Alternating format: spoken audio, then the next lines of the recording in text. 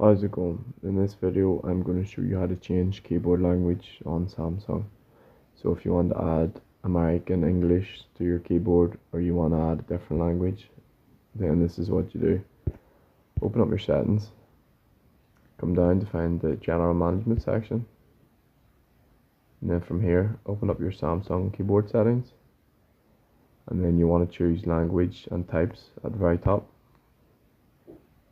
And then from in here, tap on manage input languages, and that'll bring up all the lists of different languages that you can add. So we'll add the US English.